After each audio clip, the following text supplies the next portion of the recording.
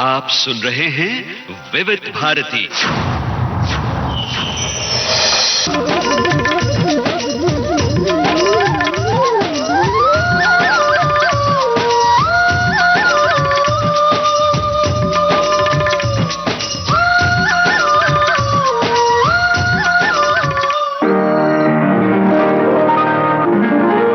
आज के मेहमान। अथ स्वागतम् शुभ स्वागतम् अथ स्वागतम् शुभ स्वागतम् आनन्द मङ्गल मङ्गलम् आनन्द मङ्गल मङ्गलम् हितप्रियं भारत भारतम् हितप्रियं भारत भारतम् स्वागतम् शुभ स्वागतम् अथ स्वागतम् शुभ स्वागतम्।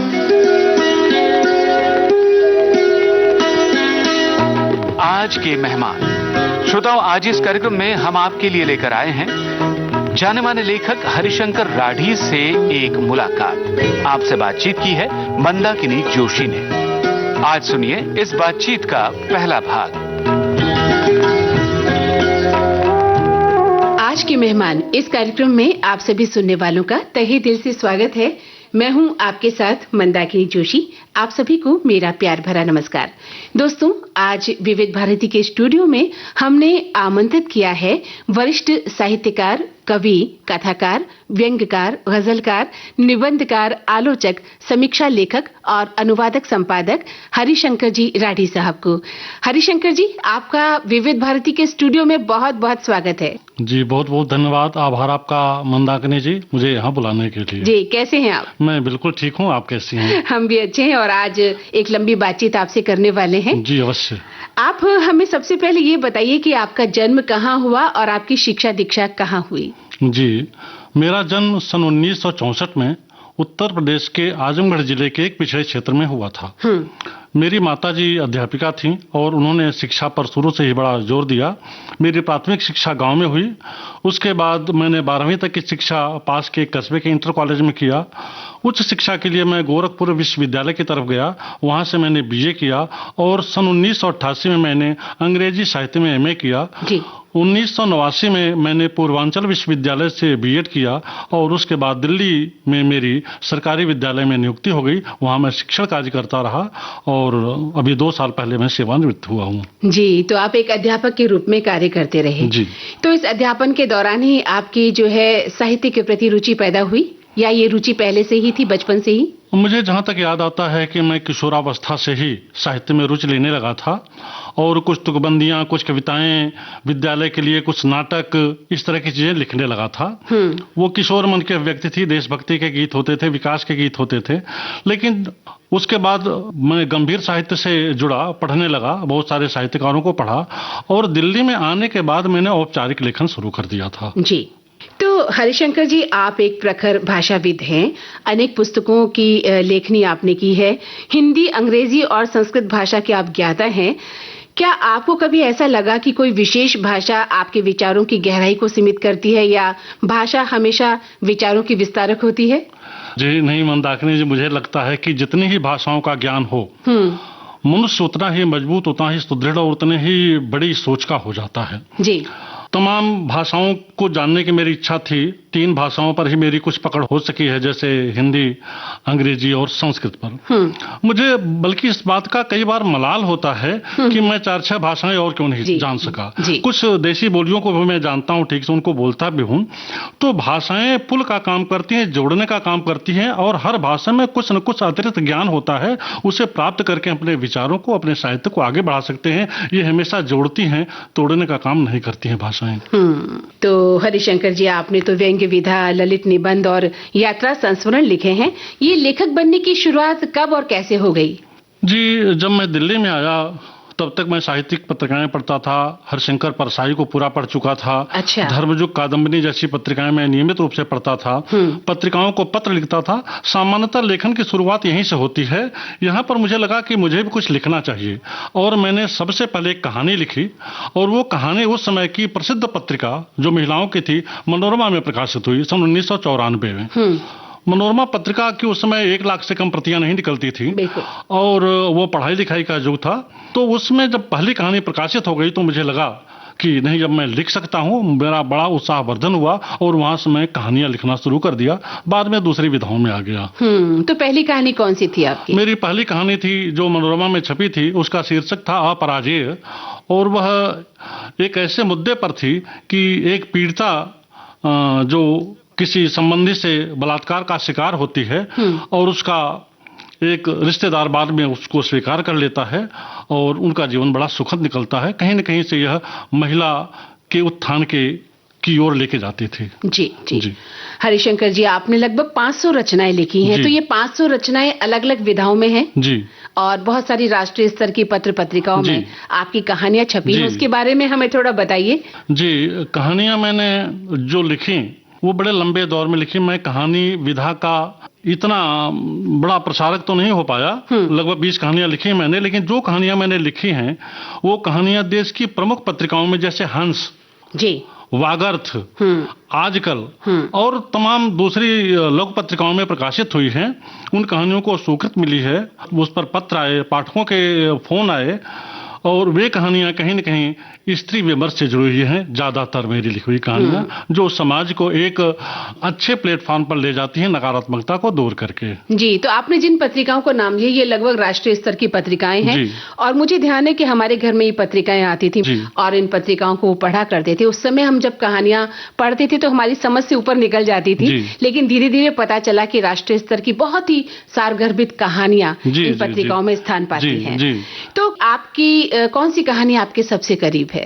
मेरे सबसे करीब कहानी या तो जो पहली कहानी थी अपराजेय जो मनोरमा में छपी थी, या फिर दूसरी कहानी जो हंस में छपी थी जिसका शीर्षक था उसका आकाश।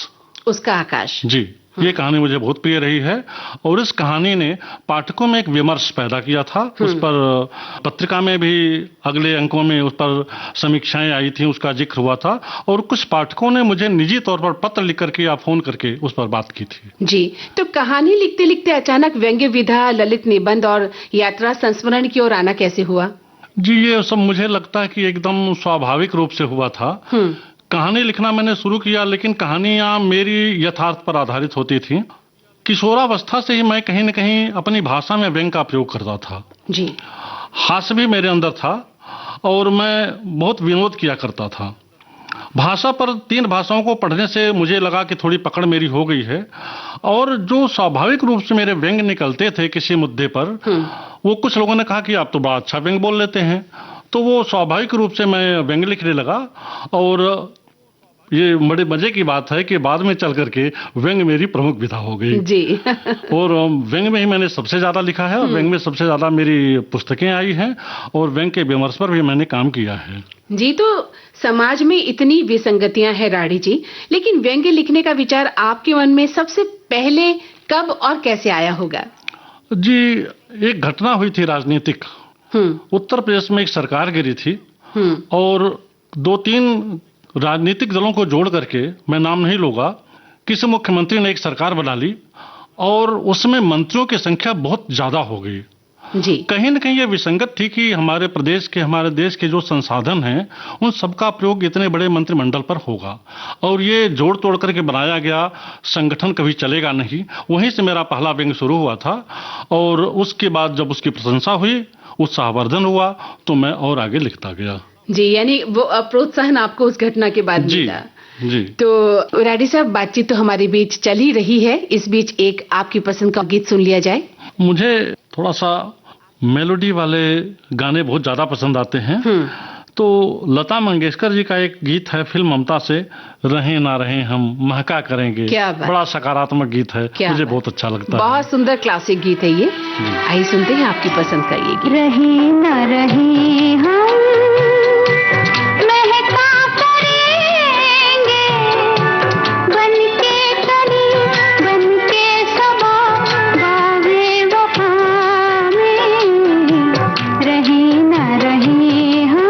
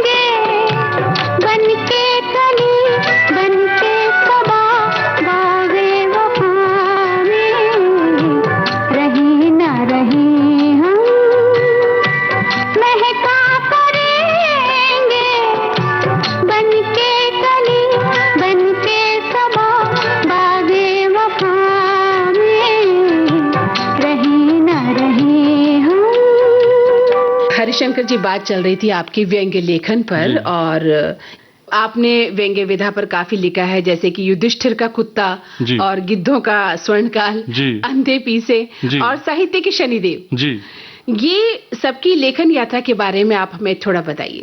जी, मैंने व्यंग्य लेखन सन 1998 से शुरू कर दिया था, और मैं व्यंग्य में सबसे अधिक प्रभावित था हरिशंकर परसाई से। जी। व्यंग्य के पितामह हैं वो, और उनके रचनावली के 6 खंड हैं, वो मैं सारे पढ़ चुका था।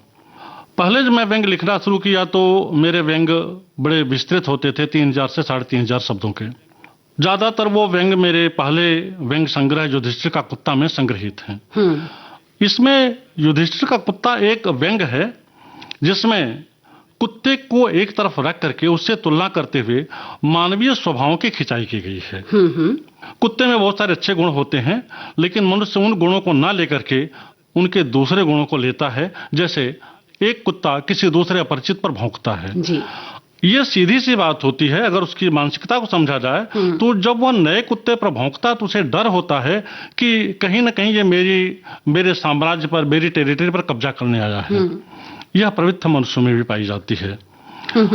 और दूसरी बात ये होती है मनुष्य में कि थोड़े से स्वार्थ के लिए वे ये नहीं देखते कि किसके आगे पूंछ हिला रहे हैं। मनुष्य को मेरा मानना है कि हमेशा सत्य के मार्ग पर चलना चाहिए, और यह बात कि आप कहीं न कहीं से कुछ कुत्ते के दुर्गुणों को ले लें तो आपको सत्य के पथ से हटाती है। वैसे युधिष्ठिर का कुत्ता अपने आप में धर्म का प्रतीक है, लेकिन उससे हमारा कितना विचलन हुआ है यह व्यंग्य जो मेरा है उसी को दिखाता है। इस व्यंग्य को मैंने पूरे पुस्तक का शीर्षक बनाया, और मुझे इस बात की प्रसन्नता है कि इस व्यंग्य संग्रह को पसंद किया गया। जी। उसके बाद दूसरा व्यंग्य संग्रह मेरा आया गिद्धों का स्वर्णकाल। इसके आप संकेत समझाएं, क्योंकि व्यंग्य जो होता है वह अभिधा में नहीं, लक्षणा में भी नहीं, बल्कि शब्दों की तीसरी शक्ति होती है व्यंजना, जी। जो बहुत कुछ संकेतों में कह जाती है या कई बार उल्टा अर्थ निकलता है, उसको प्रदर्शित करता है। एक बड़ा त्रासद समय हमने देखा कोरोना काल का, जी। जिसमें एक तरफ तो महामारी थी, दूसरी तरफ हमने मनुष्य का बड़ा विकृत चेहरा देखा, जिसमें लोग एम्बुलेंस में कमाई कर रहे हैं, दवाइयों की चोरबाजारी हो रही है, लाशों के यहाँ वहाँ फेंका जा रहा है, लाशें एक तरफ गिर रही हैं। तो उस समय मेरे मन में यह विचार आया था कि ये तो हम गिद्धों के स्वर्ण काल में रह रहे हैं। ये गिद्धों का काल है, मनुष्यों का काल नहीं है। चारों तरफ मौतें हो रही थी और हम उस आपदा को अपने लिए अवसर में बदल रहे थे। तो ये पूरा संग्रह गिद्धों का स्वर्ण काल कोरोना काल में लिखे गए मेरे सारे व्यंग्य जितने उनका संग्रह है, और उस त्रासद स्थिति पर क्या क्या दृष्टिकोण रहे हैं इसको दिखाने का प्रयास किया गया है। जी। तीसरा जो है वो अंधे पीछे हैं। ये हमारी व्यवस्था में, मशीनरी में एक परंपरा है। ये शीर्षक अपने आप में व्यंग्य है, पूरा मुहावरा है कि अंधे पीछे कुत्ते खाएं। अंधे पीछे किस लिए काम कर रहे हैं, किसके लिए काम कर रहे हैं, वो ये नहीं देख रहे हैं। प्रतीकात्मक रूप से किसी परिपाटी को चलाए जाना है, काम करने के लिए काम किया जाना है, उद्देश्य का पता नहीं है। बिल्कुल। और उसका दुरुपयोग करने वाले दूसरे हैं, जो कि कुत्ता जिन्हें समझा गया है या कहा गया है। तो इसमें आपको छोटे आकार के व्यंग्य मिलेंगे, क्योंकि अब तक आते आते पूरा साहित्यिक परिदृश्य बदल गया। हम आ गए मोबाइल युग में, जिसमें लोगों के पास समय नहीं है, छोटी रचनाएं पढ़ना चाहते हैं। कोई 3 पेज 4 पेज का व्यंग्य या कोई भी रचना नहीं पढ़ना चाहता है। अखबारों ने, पत्रिकाओं ने स्पेस कम कर दिया, अखबार और उसमें कालम खत्म हो गए, पत्रिकाएं बंद होती गई, तो थोड़ी थोड़ी जगह देने लगे। तो इसलिए इस कारण से भी हमें एक रणनीतिक बदलाव करना पड़ा कि हम अपने आकार को समेटें। अब तो इसमें आपको जो व्यंग्य मिलेंगे 800, 1000, 1200 शब्दों के मिलेंगे। उसमें इसका है। और साहित्य के शनिदेव मेरा चौथा व्यंग्य संग्रह है, जो भी 2026 में ही आया है। इसमें सबसे बड़ी विसंगति यह है कि हम कह सकते हैं कि अगर चिकित्सक ही बीमार हो जाएगा तो रोगी का क्या इलाज करेगा। बहुत सारी विसंगतियां हम साहित्यकारों में भी हैं, और वही विसंगतियां हैं जो मनुष्य में पाई जाती हैं। पाखंड की, उतार चढ़ाव की, गिराने की, जगाड़ने पछाड़ने की, उसको केंद्रित रखते हुए है व्यंग्य साहित्य का शनिदेव। यह भी इस पूरे संग्रह का एक व्यंग्य है। उसमें और भी जो व्यंग्य हैं वो राजनीतिक, सामाजिक घटनाक्रमों पर हैं। कुल मिलाकर मैं ये कहना चाहूंगा, व्यंग्य ये देखता है कि समाज में क्या होना चाहिए और क्या है, हो रहा है। आदर्श और यथार्थ के बीच की जो स्थिति है, उस खाई को थोड़ा सा कड़े शब्दों में पाटने का प्रयास जब किया जाता है तो व्यंग्य होता है, और उसकी झलक आपको साहित्य के सानिध्य में मिलेगी। जी, तो व्यंग्य में अगर हम बात करें परसाई युग से अब जी, तक कितना बदलाव आया है, आप क्या महसूस करते हैं? जी, आपने बड़ा अच्छा प्रश्न पूछा है। व्यंग्य देखिए परसाई के पहले से है, लेकिन परसाई को हम व्यंग्य का औपचारिक अधिष्ठाता कह सकते हैं। व्यंग्य सबसे अधिक मिलता है कबीर में, और हम व्यंग्यकार दावा करते हैं हम कबीर के वंशज हैं। हालांकि कबीर का वंशज होना आसान काम नहीं है। जिस निर्भीकता से कबीर ने कहा है, वो निर्भीकता बहुत कम लोगों में मिलती है। कबीर ने कहा, तुलसीदास के ग्रंथों में भी व्यंग्य मिलता है, भारतेंदु हरिश्चंद्र ने भी व्यंग्य लिखा है, लेकिन परसाई ने व्यंग्य को स्थापित किया। जी, उस समय की परिस्थितियां कुछ और थी। उस समय सामाजिक पतन इतना नहीं हुआ था जितना अब हो गया है। जी, राजनीतिक विसंगतियां इतनी नहीं बढ़ी थी जितनी अब बढ़ी हैं। लेकिन परसाई ने उस समय बहुत दूरदर्शिता दिखाते हुए इन चीजों को पकड़ा था। परसाई के समय में एक आजादी थी कि व्यंग्य को लंबा लिख सकते थे। कितना भी लंबा आप लिखेंगे, पत्रिकाएं छापेंगी। उस समय धर्मयुग जैसी पत्रिकाएं थी जिन्होंने व्यंग्य को नियमित रूप से प्रकाशित किया।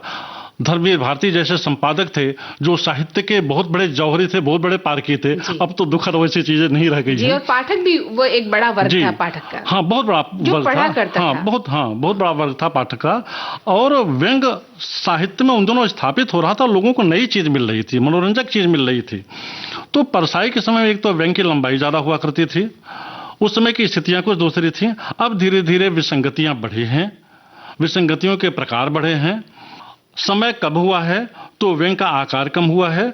और एक चीज मुझे थोड़ा सा नकारात्मक लगती है, समाज का शिक्षित होना तो बहुत ही आवश्यक है, लेकिन उच्च स्तरीय साहित्य सभी लोग नहीं लिख पाते हैं। जी, जैसे साहित्य की हर विधा में शौकिया लेखकों की भीड़ बढ़ी है, उसी तरह व्यंग्य में भी लोग आ गए हैं जिनको व्यंग्य की समझ नहीं है।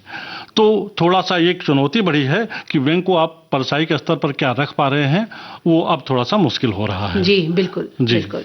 क्योंकि जगह जगह एक लेखक वर्ग इकट्ठा हो गया है, हर शहर में लेखक वर्ग है और व्यंग्य विधा में हाथ आजमा रहा है। अब कितना वो व्यंग्य है, कितना क्या है, कई बार डिजिटल दुनिया में जब हम देखते हैं मीम्स बनते हैं, हम उसे भी व्यंग्य समझ लेते हैं और लेखन यात्रा शुरू कर देते हैं। तो आपसे अगला सवाल मैं करूंगी, लेकिन उससे पहले आपकी पसंद का एक गीत हम सुन लेते हैं राडी जी। जी, जरूर जरूर। मुझे गीत बहुत पसंद है, मैं संगीत प्रेमी व्यक्ति हूँ। और मुझे एक गीत बहुत पसंद है, किशोर कुमार और लता मंगेशकर जी का, आराधना फिल्म से, कोरा कागज था ये मन मेरा, लिख लिया नाम इसमें तेरा। तो चलिए सुनते हैं आपकी पसंद का ये गीत।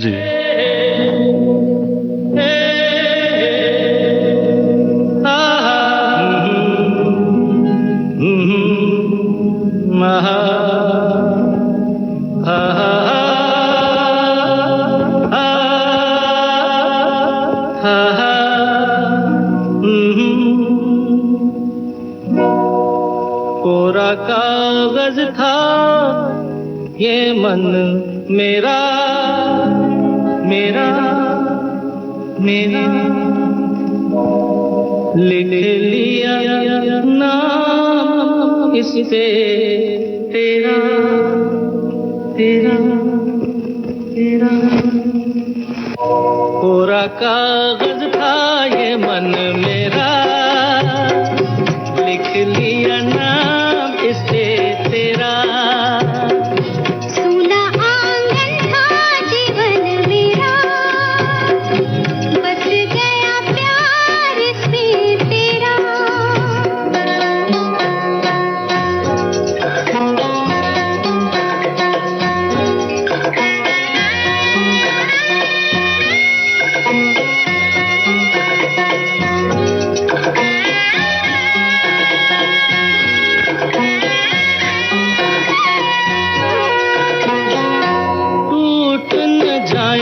सपने मैं डरता हूँ, निस दिन सपनों में देखा करता हूँ। टूट न जाए सपने मैं डरता हूँ, निस दिन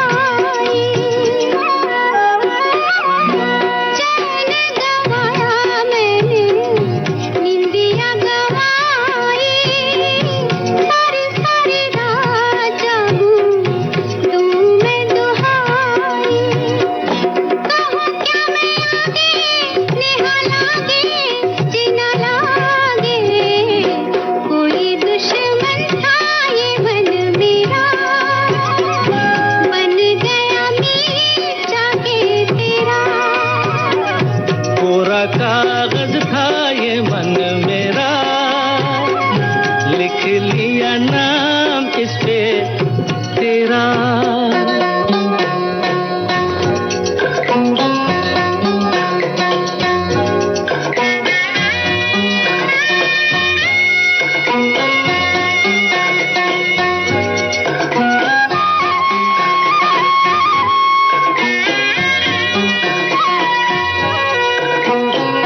बागों में फूलों के खिलने से पहले, तेरे मेरे नैनों के मिलने से पहले, हाँ, बागों में फूलों के खिलने से पहले, तेरे मेरे नैनों के मिलने से पहले, कहाँ थी ये बातें, मुलाकातें, ऐसी रातें, टूटा तारा था ये मन मेरा, बन गया चाँद होके तेरा।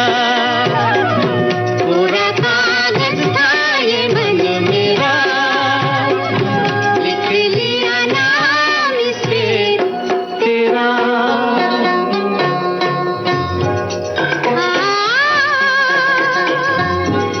हा हा हा हा।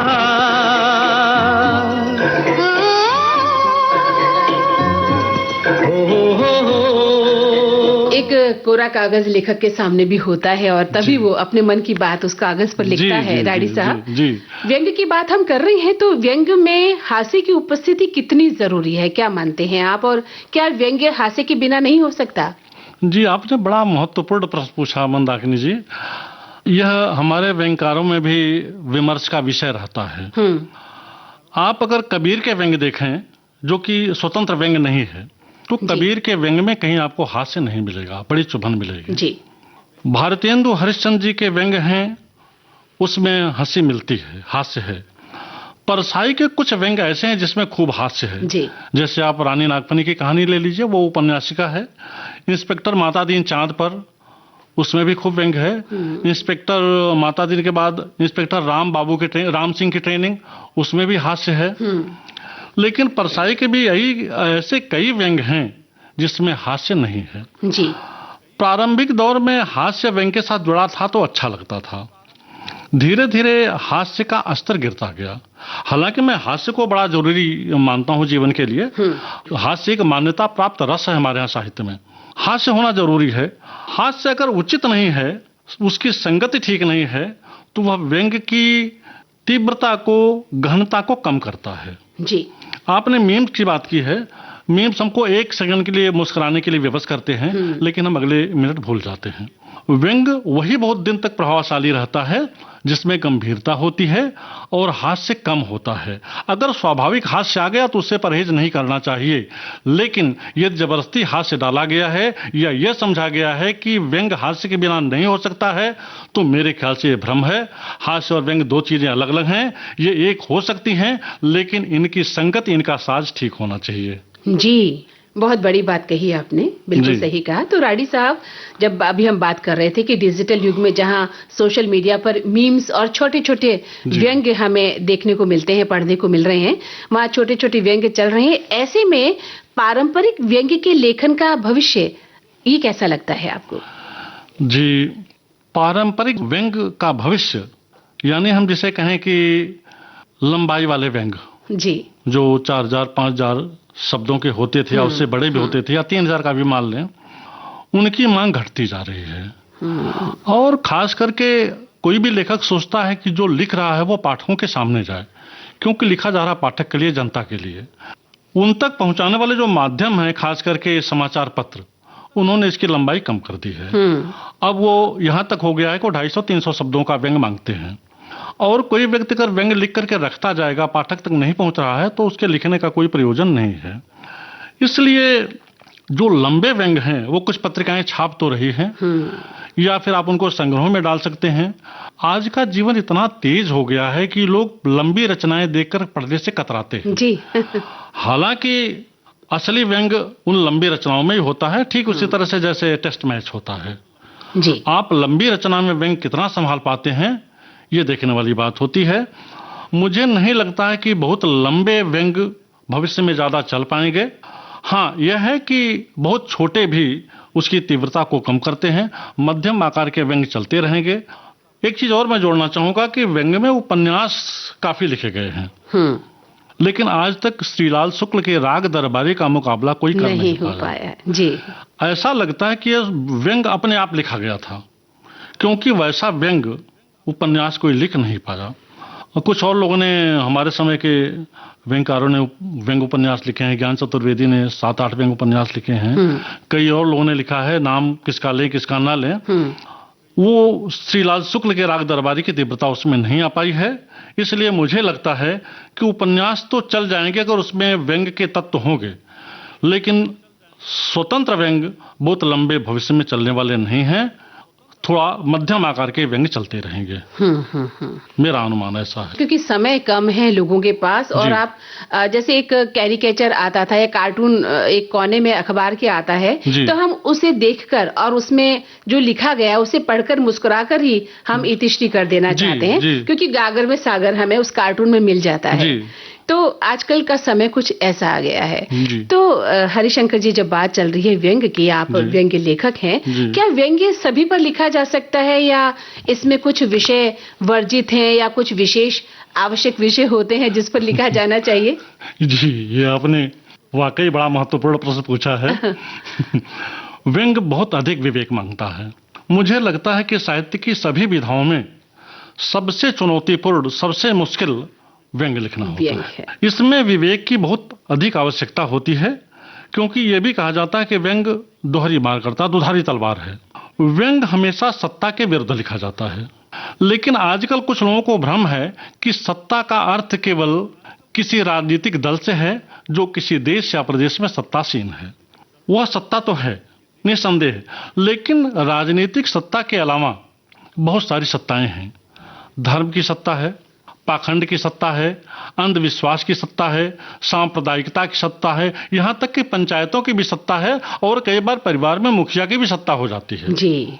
तो अगर सत्ता कोई विसंगतिपूर्ण कार्य कर रही है, जो समर्थ है वह विसंगतिपूर्ण कार्य कर रहा है, तो व्यंग उस पर लिखा जाएगा। व्यंग कभी भी किसी शोषित, वंचित, पीड़ित पर नहीं लिखा जा सकता है। उदाहरण के लिए, यदि कोई भूखा व्यक्ति एक रोटी चुरा लेता है तो वह व्यंग का पात्र नहीं है, वह सहानुभूति का पात्र है।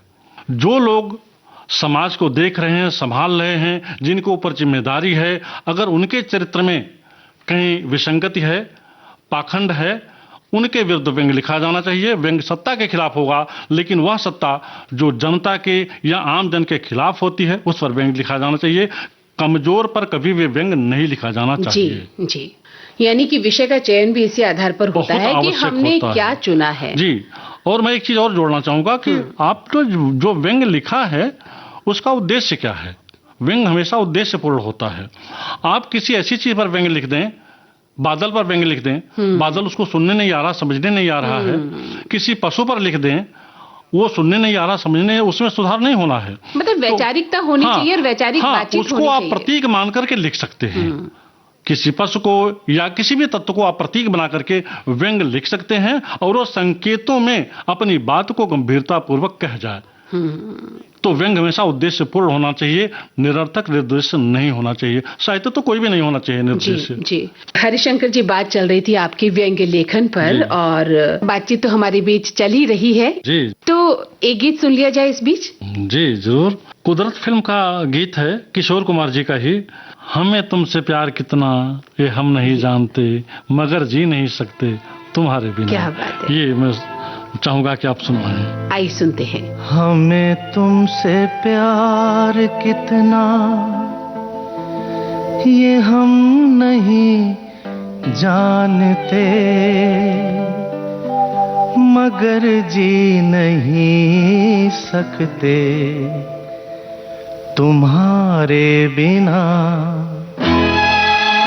हमें तुमसे प्यार कितना ये हम नहीं जानते, मगर जी नहीं सकते तुम्हारे बिना। हमें तुमसे प्यार।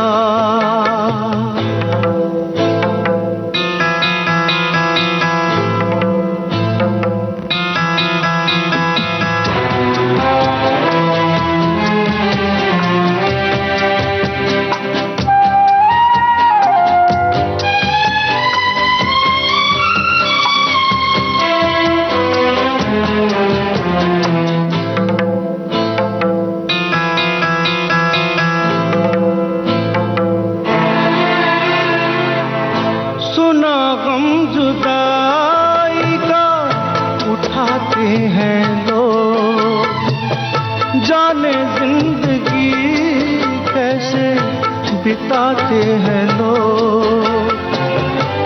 दिन भी यहाँ तो लगे बरस के समान, हमें इंतजार कितना ये हम नहीं जानते, मगर जी नहीं सकते तुम्हारे बिना। हमें तुमसे प्यार।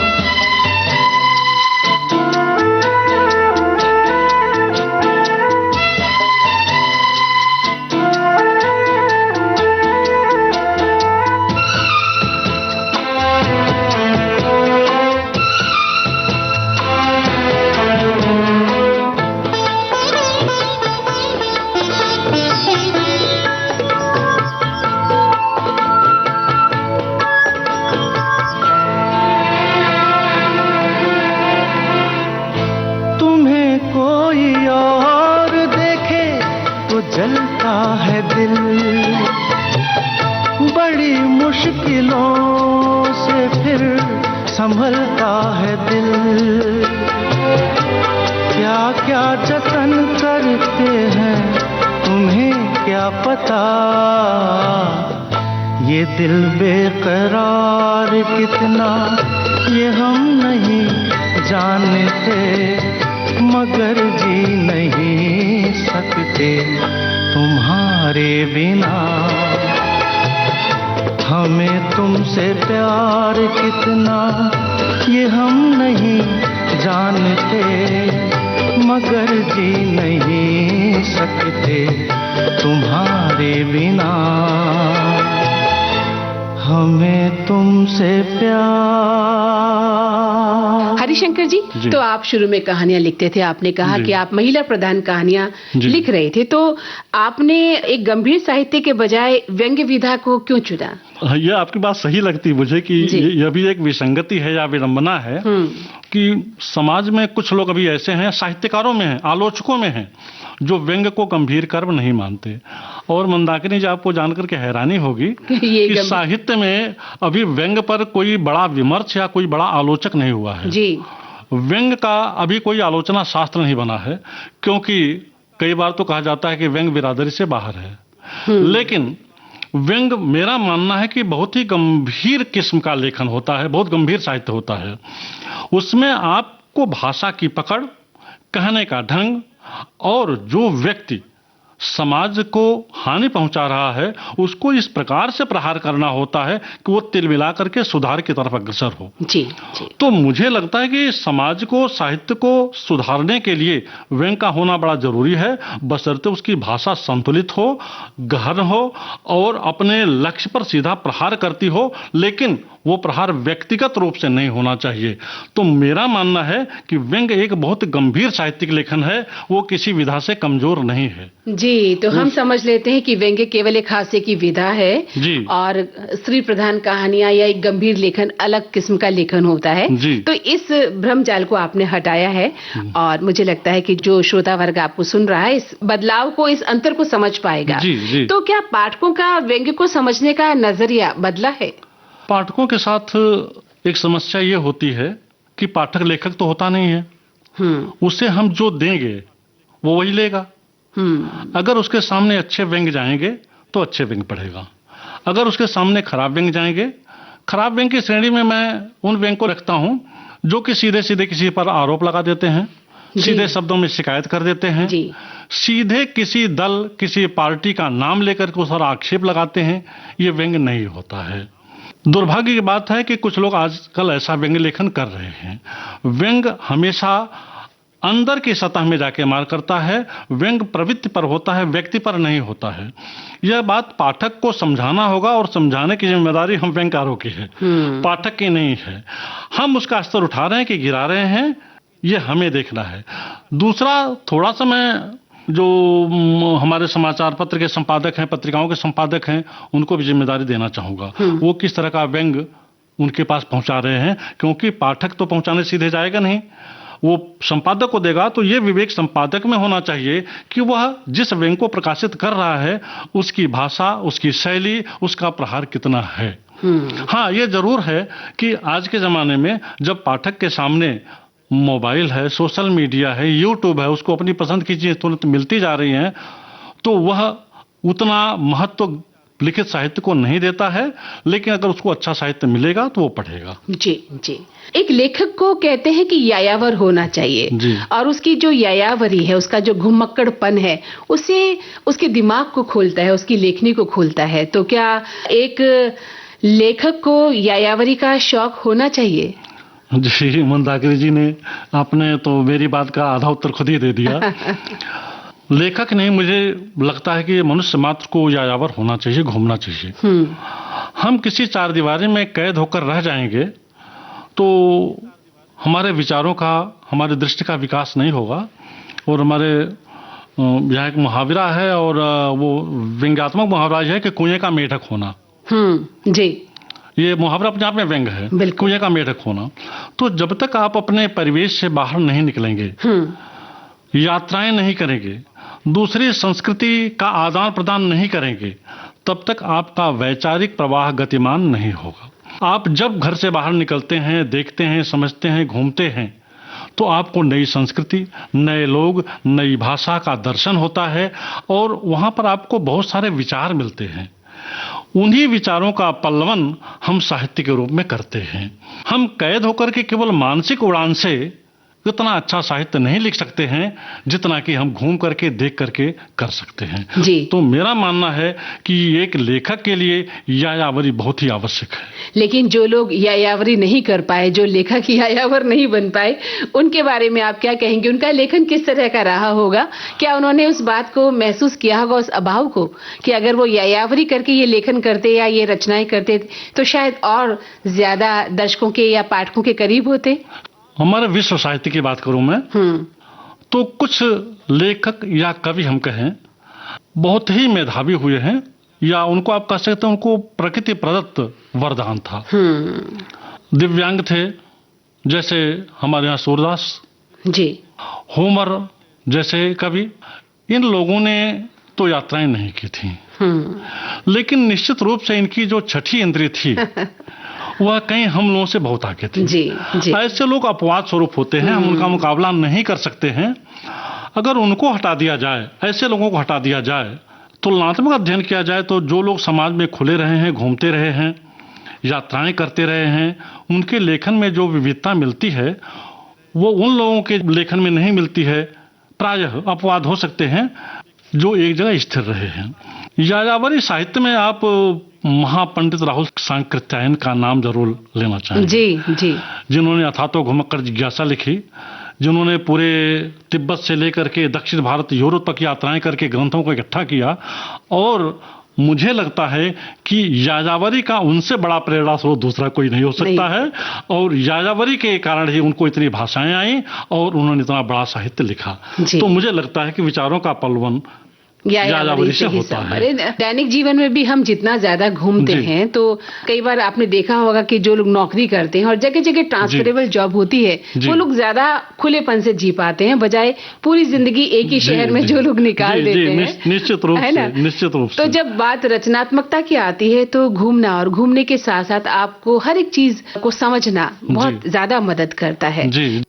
तो राडी साहब, आपकी यायावरी पर भी अब हम चर्चा करने वाले हैं, लेकिन इससे पहले आपकी पसंद का एक गीत सुन लेते हैं। जी जरूर। आ चल के तुझे मैं लेके चलूं एक ऐसे गगन के तले जहाँ गम भी न हो आंसू भी न हो, बस प्यार ही प्यार पले। आ चल के तुझे मैं लेके चलूं एक ऐसे गगन के तले, जहाँ गम भी न हो आंसू भी न हो, बस प्यार ही प्यार पले, एक ऐसे गगन के तले।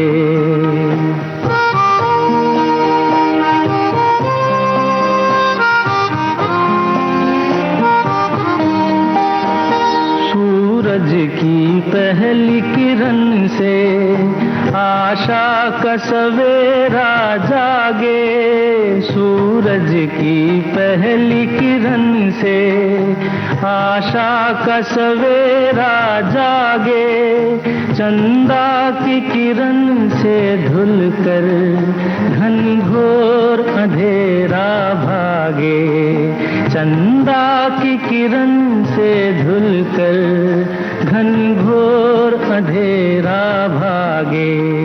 कभी धूप खिले कभी छाँव मिले, लंबी सी डगर न खले, जहाँ गम भी न हो आंसू भी न हो, बस प्यार ही प्यार पले, एक ऐसे गगन के तले।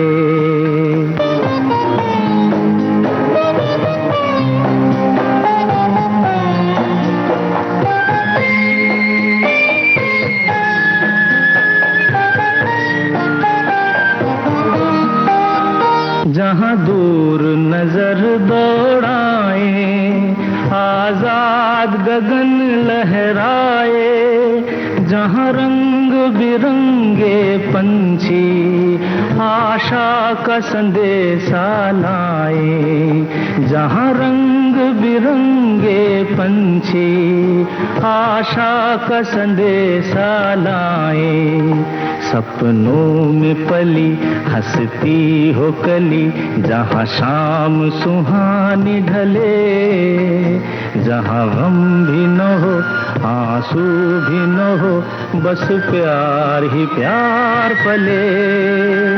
आ चल के तुझे मैं लेके चलूं एक ऐसे गगन के तले, जहाँ गम भी न हो आंसू भी न हो, बस प्यार ही प्यार पले, एक ऐसे गगन के तले, एक ऐसे गगन के तले, एक ऐसे गगन के तले। आपकी जो किताब आई है दर्शन दृष्टि और पाँव, जी आपकी यायावरी है, इसमें एक यात्रा संस्मरण है आपका, ये इसके बारे में आप बताइए हमें। जी, यायावरी मेरी प्रारंभिक प्रवृत्ति रही है और घूमना मुझे शुरू से पसंद था। यहाँ तक कि जब मैं अनौपचारिक यात्राएं करता था या मैं लेखक नहीं था, लेखक बनने के बाद मुझे लगा, यात्राएं करता रहा कि इनको लिखना चाहिए, संस्मरण के रूप में इनको दर्ज किया जाना चाहिए। और जब मैंने यात्रा संस्मरण लिखना शुरू किया था तो आज की तरह तकनीक नहीं हुआ करती थी, तब यात्राएं मुश्किल थीं और गूगल बाबा नहीं थे, या रहे भी होंगे तो सामान्य जन तक पहुंच नहीं थी उनकी। जी। किस जगह जाना है उसके लिए बड़ा श्रम करना पड़ता था, कैसे जाएंगे कैसे पहुंचेंगे ये सब देखना पड़ता था। और दूसरी बात यह थी कि जैसे आजकल है तो आप देख लें, तमाम ऐसे टीवी चैनल्स हैं जो जगहों को दिखा देते हैं, तमाम लोग व्लॉगर्स हो गए हैं जो यात्राएं दिखाते हैं। बिल्कुल। इसमें आप ऐसे भी सोच सकते फिर इस जमाने में यात्रा संस्मरण की क्या जरूरत है। लेकिन मैं एक चीज जोड़ना चाहूंगा कि यात्रा संस्मरण एक साहित्यिक विधा है और साहित्यिक विधा केवल मनोरंजन नहीं करती है, मनुष्य को सिखाती है, उसके हित की बातें बताती है। जब एक साहित्यकार यात्राएं करता है खास करके, तो वहाँ वो जिस जगह पे गया है वहाँ की संस्कृति, वहाँ की सभ्यता, वहाँ के खान पान, वहाँ के लोग को समझता है और समझ करके वह उनको अपने संस्मरण में दर्ज करता है। अगर हम उनको आज के जो सोशल मीडिया के साधन उनसे जोड़ें तो आपको सूचनाएं तो मिल जाएंगी जी, लेकिन वह रस जो है जो संस्मरण में मिलता है, साहित्यकार के संस्मरण में मिलता है, वो इसमें नहीं मिलेगा। मेरा मानना है कि यात्रा संस्मरण को सूचनात्मक नहीं होता है, वो रचनात्मक होता है। वह लोगों को एक दृष्टि देता है और जो उसको पढ़कर के यात्रा करता है उसकी भी दृष्टि खुलती है कि मैं जिस जगह पे जा रहा हूं मुझे क्या देखना है, मुझे क्या समझना है। तो इस तरह के जो यात्रा संस्मरण होते हैं वो संस्कृति को जोड़ते हैं, सभ्यता को जोड़ते हैं और जोड़ते हुए साहित्य को समृद्ध करते हैं। ये काम मैंने अपने यात्राओं में किया है और यात्रा संस्मरण में किया है। मैंने मतलब हर तरह की यात्राएं की हैं। मैंने प्राकृतिक स्थलों की यात्राएं की हैं और धार्मिक स्थलों की यात्राएं की हैं। मैं आपको बताना चाहूँगा कि मैं सनातन धर्म के 4 धाम और 12 ज्योतिर्लिंग की यात्राएं कर चुका हूँ जी। और वहाँ पर जा करके मैंने केवल आस्था की पूजा नहीं की है, वहाँ के जन समुदाय को, वहाँ की संस्कृति को समझने का प्रयास किया है। और मुझे तो बड़ी हैरानी होती है कि वो लोग कितने महान थे जिन्होंने पूरे देश में धार्मिक स्थानों को जगह जगह पर बनाया जिससे लोग इसके वशीभूत होकर के पूरे देश की संस्कृति को समझ सकें। नहीं तो ये स्थल एक जगह पर भी बनाए जा सकते थे। 12 ज्योतिर्लिंग जगह जगह फैले हुए हैं, 4 धाम जगह जगह फैले हुए हैं और इसके अंदर जो प्राकृतिक स्थल हैं उनका तो अपना आनंद होता है। प्रकृति जितना तो हमें खुद ही नहीं सकता है जी।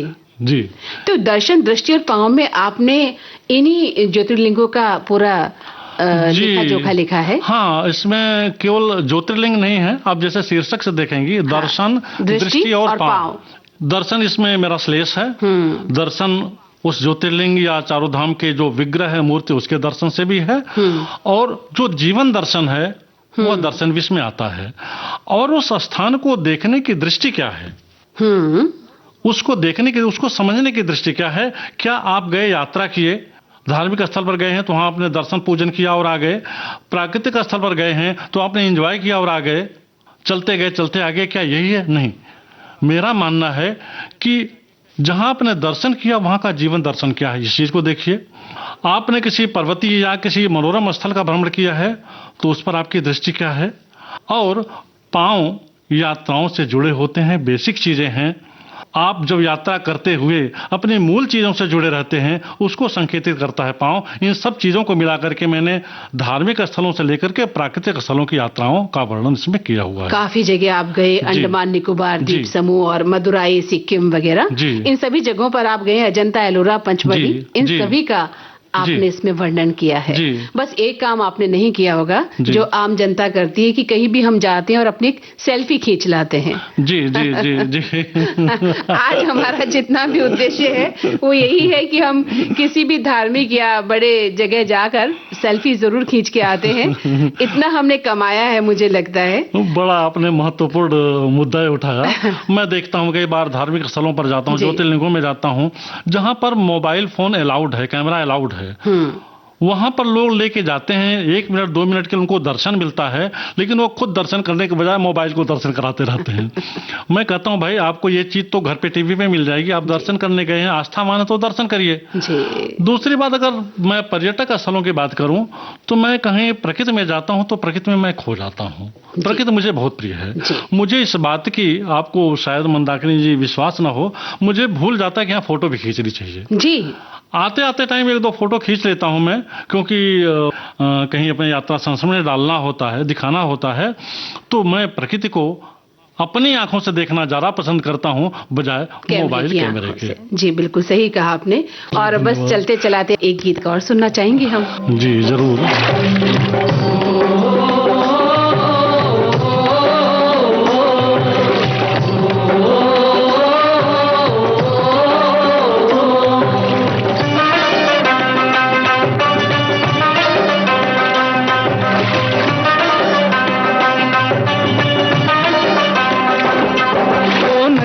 चले चले रे धारा,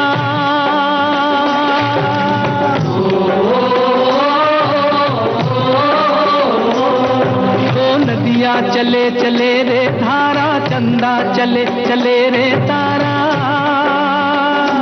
तुझको चलना होगा, तुझको चलना होगा, तुझको चलना होगा, तुझको चलना होगा।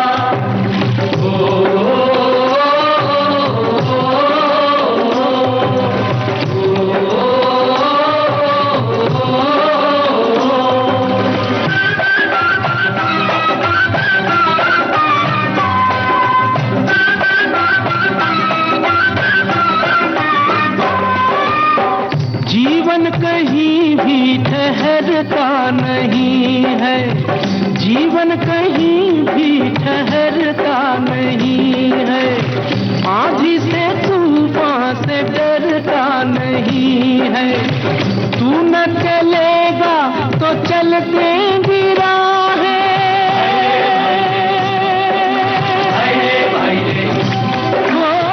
तू न चलेगा तो चलते गिरा है, मंजिल को तरसेंगी तेरी निगाहें, तुझको चलना होगा, तुझको चलना होगा, तुझको चलना होगा, तुझको चलना होगा।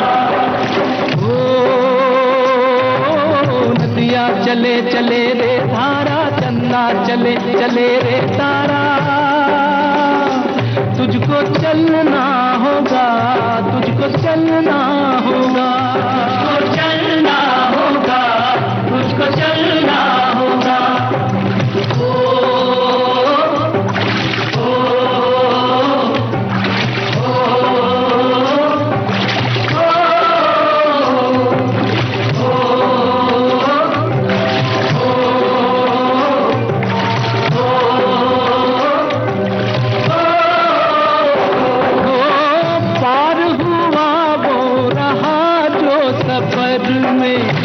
पार हुआ वो रहा जो सफर में, जो भी रुका फिर गया वो भंवर में, नाव तो क्या बह जाए किनारा, ओ नाव तो क्या बह जाए किनारा, बड़ी ही तेज समय की है धारा, तुझको चलना होगा, तुझको चलना होगा, तुझको चलना होगा, तुझको चलना होगा। ओ नदियाँ चले चले रे धारा, चंदा चले चले रे तारा, तुझको चलना होगा, तुझको चलना होगा, तुझको चलना होगा, तुझको चलना होगा।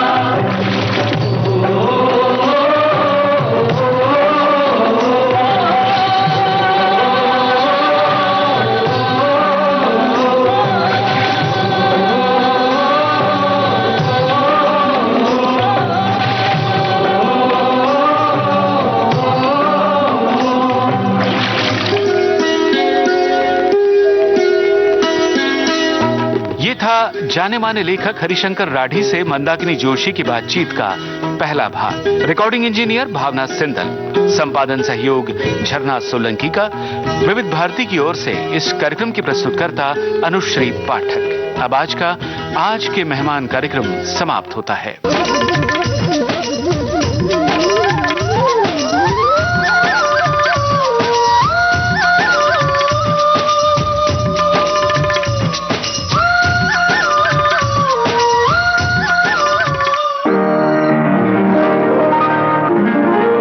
आज के मेहमान। अथ स्वागतम् शुभ स्वागतम् अथ स्वागतम् शुभ स्वागतम् आनन्द मङ्गल मङ्गलम् आनन्द मङ्गल मङ्गलम् हितप्रियं भारत भारतम् हितप्रियं भारत भारतम् स्वागतम् शुभ स्वागतम् अथ स्वागतम् शुभ स्वागतम्